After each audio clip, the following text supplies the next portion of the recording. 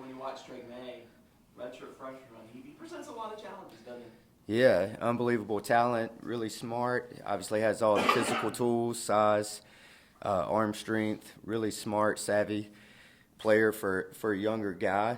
Knows where to go with football, can make all the throws, and leading rusher for them. So huge challenge for the linebackers as well this week, being able to come get him once he pulls the ball down, but going to be a tremendous challenge for our guys this week.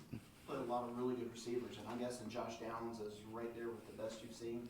Most definitely, top to bottom, best receiving group we've faced this year. They're fast. They're really good route runners. They get in and out of breaks. They do a great job catching the ball and running after the catch. But Josh is having a tremendous year, 83 catches on the year, and has made a lot of big time plays throughout the years for them. Wes, I know that as coaches, y'all understand and appreciate the importance of a conference championship. How much of your challenge is getting the players to sort of turn away from what happened Saturday and with the playoff off the table, getting them to fully appreciate that accomplishment and playing for it? Yeah, definitely. I mean, a tremendous opportunity. Most people coach and play this game for a long time and never get the opportunity to be involved in these type of championship games. So they know the importance of that, and winning the ACC is one of our goals, and that's the next goal presented to us.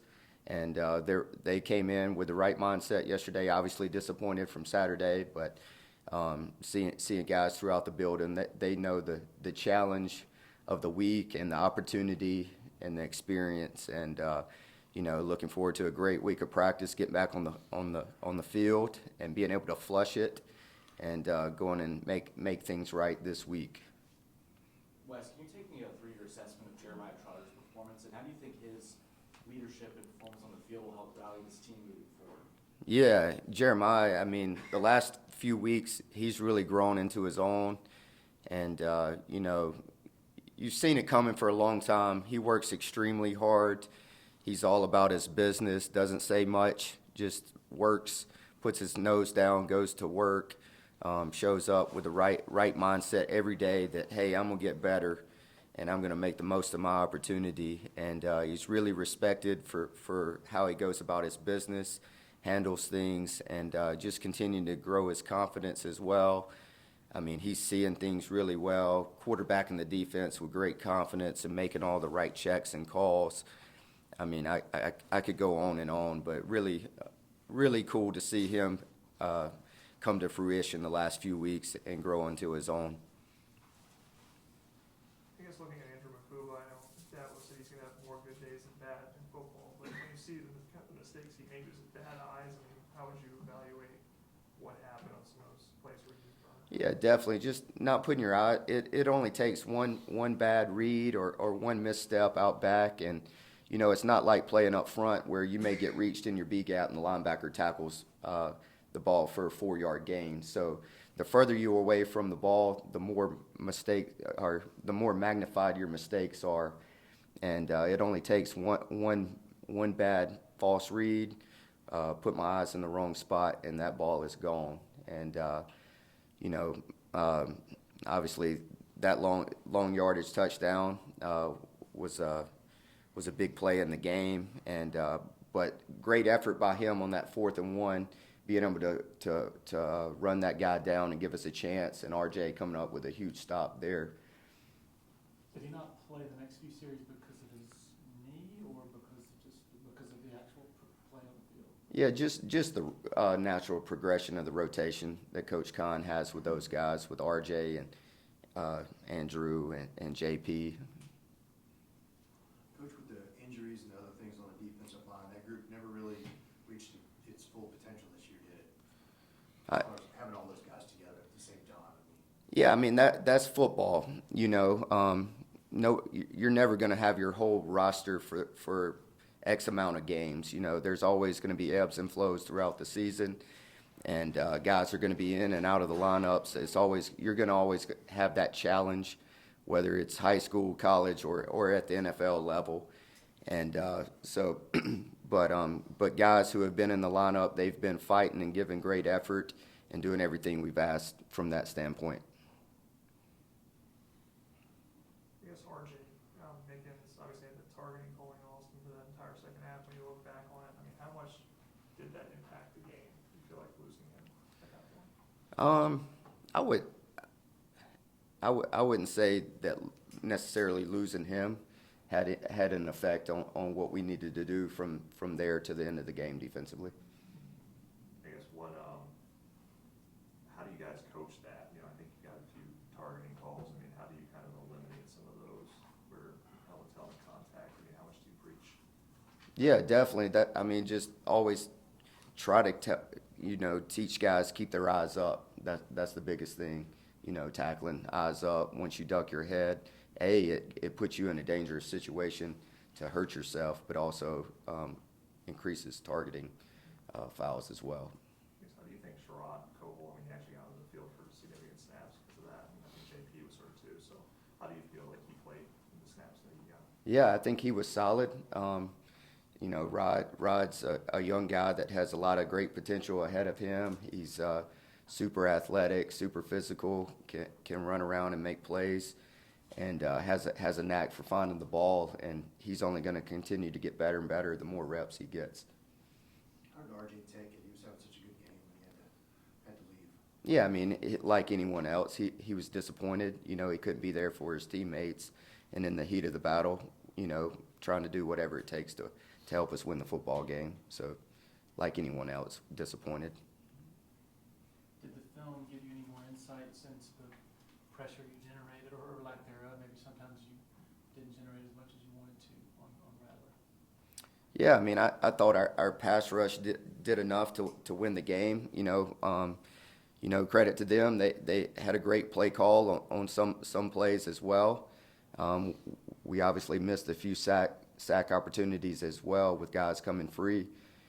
But I think it was more our execution at times. We could have been better as well.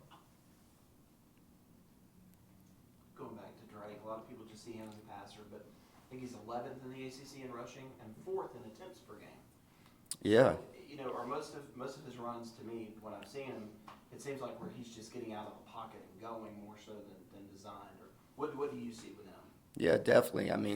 He obviously pulls it down and extends plays with his legs, but they also have some design quarterback draw RPOs built within their scheme as well, where he's reading the box count or reading the coverage post snap and knows when to pull it down. Is he faster than he maybe looks? Looks like he gains a lot of... Yeah, definitely. Yeah, he runs well enough to present a huge challenge for us this week. Any questions for Coach from Zoom? Wes, this is Matt. Go ahead, Matt. I was just going to ask, how important is it to compress the pocket against Maye and not let him throw on the run? It just seems like when he's outside of the pocket throwing on the run, he makes some of his most incredible throws. Yeah, most definitely. A huge challenge for our guys up front to be disciplined in their rush lanes and to condense the pocket. Anytime the ball gets out on the perimeter, and you don't have secondary contain issues, that presents the quarterback opportunities to throw the ball down the field. And whether or not that's a big play pass attempt or just opportunity to get, a hopeful PI call as well. So linebackers got to do a great job as well, scraping to contain and being able to pull him up once he breaks the pocket. Wes, with that long pass to Wells, was that just man coverage with Mukuba? And just, I guess, how did you feel about that matchup when he was going to be matched up on him going into the game, Mukuba and Wells?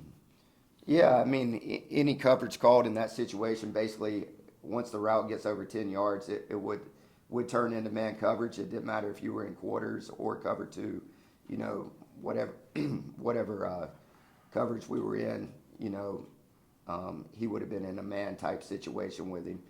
And, I feel great about our matchup. It was more just our technique.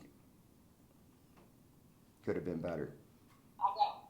I got one more, if that's okay. Just red zone defense. How do you feel like you guys tighten up down there? Unfortunately, I feel like that was a big difference of the game is giving up touchdowns in the red zone. 4th and 4, I thought we had a great coverage call and didn't execute there. And then on another one, we missed an opportunity for a sack, and they scrambled for a touchdown. And that was the difference in the game in my eyes. Obviously we were presented with some short fields, but hey, our job is to go out there and get stops. And at the end of the day, we didn't make that happen. Wes, this is Chapel at the state. On that very last third down South Carolina had where Rattler threw it to Wells to run on the clock, can you kind of take me through that play call, what you saw and how they were successful on that one? Yeah, I mean, they lined up in empty, and you kind of knew what was coming. Unfortunately, we missed 2 opportunities to get him down without converting the first down, and we missed tackles on that play.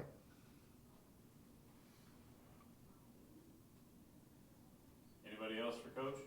Wes, do you have to balance being as aggressive as maybe you want to be with some of your calls and your pressures with just knowing how potent they can be through the passing game, some of the big plays that you guys have given up at times this year through the air?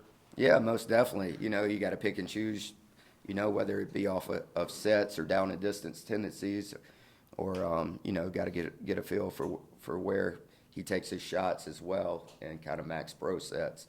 But, we'll continue to do our research and give our guys a chance to be successful on Saturday. Do they do a lot of max protection stuff? Yeah, they do. Yes, they do. As you get towards the end of your first year, how do you feel like you've grown the most? Yeah, I mean, I think just